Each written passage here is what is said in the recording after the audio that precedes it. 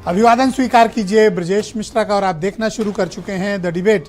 बहनों भाइयों, उत्तर प्रदेश की राजनीति में वैसे तो जातियों का बड़ा बोलबाला रहा है, लेकिन इन दिनों खास तौर पर पिछले 6 महीनों में जातियों की राजनीति सिर चढ़कर बोल रही है। सत्ता पक्ष और प्रतिपक्ष के बीच की सारी तकरार जातियों पर सिमट आई है। आज चर्चा इसी विषय की।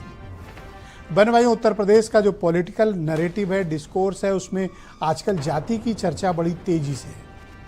अपोजिशन हमले पर हमले कर रहा है सत्ता पक्ष पर। वो इस बात को लेकर लगातार घेरने की कोशिश कर रहे हैं भारतीय जनता पार्टी को अपोजिशन में, और ख़ास तौर पर अखिलेश यादव, जिसमें वो बताने की कोशिश कर रहे हैं कि दरअसल उत्तर प्रदेश में जातिवाद चल रहा है, एक जाति का वर्चस्व है और पिछड़े दलितों को सम्मानजनक ओहदे या सम्मानजनक तैनातियाँ या सम्मानजनक हक और हुकूक नहीं मिल पा रहा है।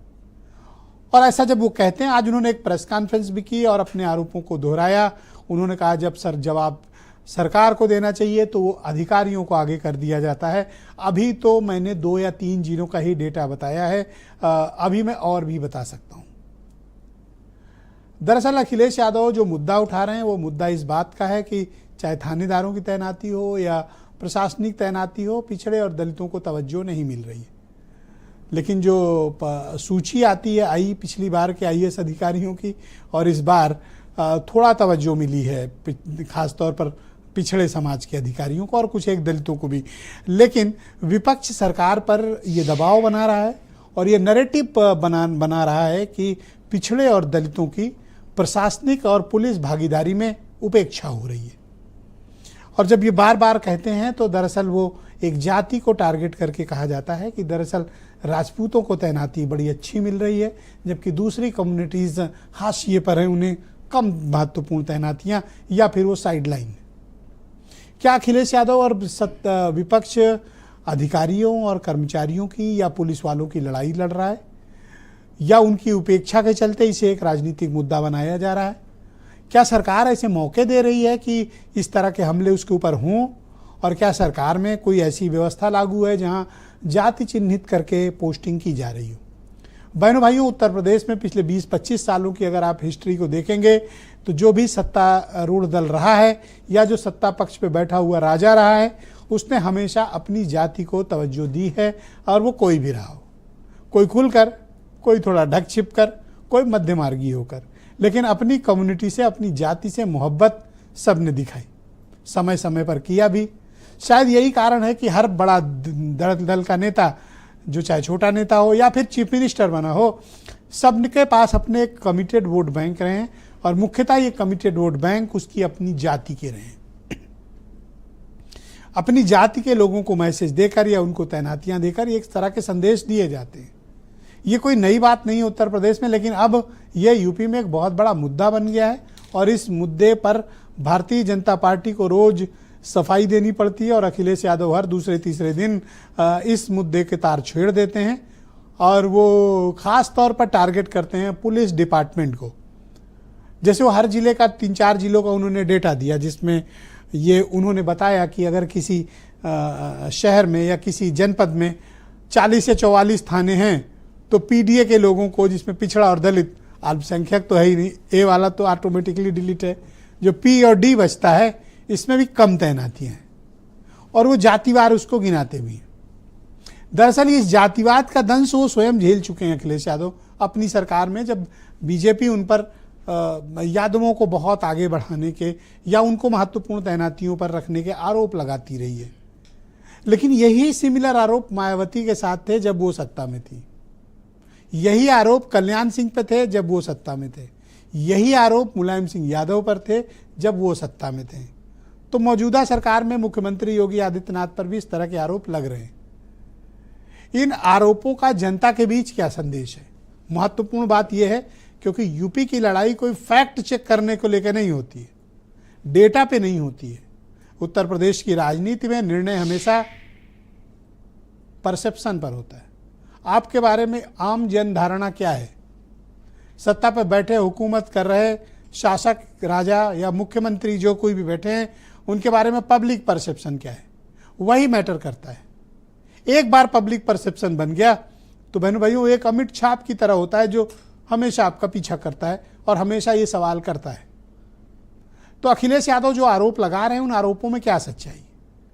जैसे आज काउंटर में अखिलेश यादव के इस प्रेस कॉन्फ्रेंस के फौरन बाद योगी सरकार के प्रमुख दलित चेहरा असीम अरुण, फॉर्मर आईपीएस ऑफिसर, उन्होंने एक प्रेस कॉन्फ्रेंस की और यह आरोप लगाया कि जब अखिलेश यादव सत्ता में थे तो दलित महापुरुषों का अपमान होता था, दलितों के प्रति अपराध बढ़ गया था, दलितों के प्रमुख स्थलों के नाम बदले गए थे, आदि आदि आरोप वो लगाते हैं।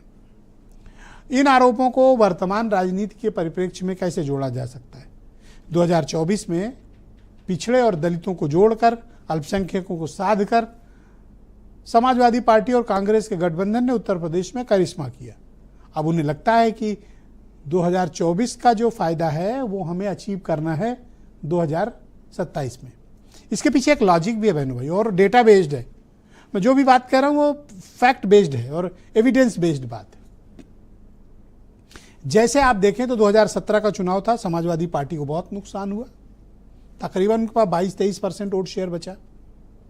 2019 का चुनाव आया, उनका वोट प्रतिशत तो बढ़ा लेकिन नंबर ऑफ सीट्स नहीं बढ़ी, सिर्फ 5 मेंबर ऑफ पार्लियामेंट की सीट मिली उन्हें, 10 मायावती के हिस्से में गई। 2022 समाजवादी पार्टी का वोट शेयर बढ़ा, 22 से बढ़कर 36% हो गया, जो उनके अपने जन्मकाल से लेकर सबसे बड़ा था। और अब जब पार्लियामेंट वाला आया तो समाजवादी पार्टी का बढ़कर हो गया 38%, वोट शेयर उनका बढ़ा। ये कौन लोग हैं जो इनको वोट दे रहे हैं? जिस पार्टी के पास 17-22% थे वो 38% पे कैसे पहुंची है?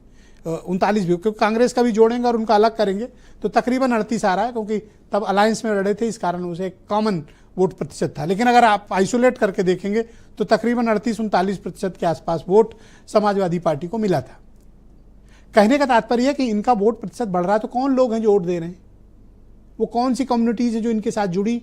वो कम्युनिटी है ओबीसी में कुर्मी, कुशवाहा और शेड्यूल्ड कास्ट में पासी बिरादरी, जो उनके साथ बढ़ी, और वो उनके मेंबर ऑफ पार्लियामेंट्स की संख्या में भी और उनकी कम्युनिटी में भी रिफ्लेक्ट होता है। तो अब जब लगा कि 2024 में हमें यह फायदा मिल चुका है तो अब इस प्रक्रिया को आगे बढ़ाया जा रहा है, जिसका उन्होंने नाम पीडीए दिया। अब ये तो बीजेपी के शासनकाल में ए का तो कुछ हो नहीं सकता, ये तो कन्फर्म्ड है दुबे जी। ये मतलब अल्पसंख्यक, ठीक, मुसलमान कह लीजिए सुविधा से, तो जो होना है वो पी और डी का होना है। तो अगर पी और डी पे हैमर करेंगे तो अपर कास्ट जिस मजबूती के साथ बीजेपी के साथ खड़ा है तो मुसलमान उधर खड़ा हुआ है, तो वो पावर बैलेंस कर रहा है। अब बचा ब्लॉक किसका है? पिछड़े और दलितों का। ये जिसके साथ घूमा सत्ता उसकी।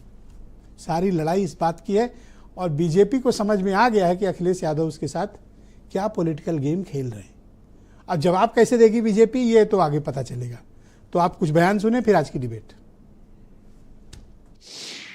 अभी तो 2-4 जिलों का खुलासा किया हम लोगों ने। सिंह भाई हटे तो सिंह भाई आए ना। भारतीय जनता पार्टी का जो पीडीए के प्रति नफरत है, उसको उजागर किया है और अधिकारियों को अलग आगे कर कह रहे हैं कि हम गलत आंकड़े पेश कर रहे हैं। ये सरकार जानबूझ करके अपनी नाकामी छिपा रही है।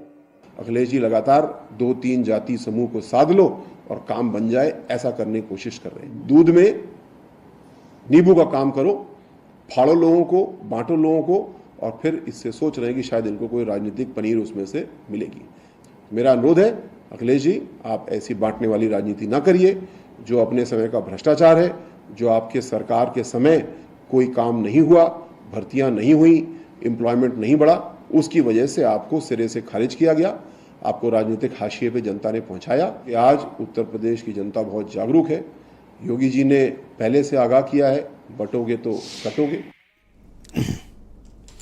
तो बहनों भाइयों, आज की इस चर्चा को आगे बढ़ाते हैं। मेरे साथ भारतीय जनता पार्टी के प्रवक्ता एसएन सिंह इस वक्त मौजूद हैं, दीपक रंजन समाजवादी पार्टी के प्रवक्ता हैं, अनिल दुबे राष्ट्रीय लोकदल के जनरल सेक्रेटरी, सुशील दुबे जाने माने पत्रकार, और राजेंद्र गौतम जी उत्तर प्रदेश के बहुत ही दलित चेतना के बहुत महत्वपूर्ण और गंभीर पत्रकार हैं। वीरेंद्र सिंह जी हमारे स्टेटेड।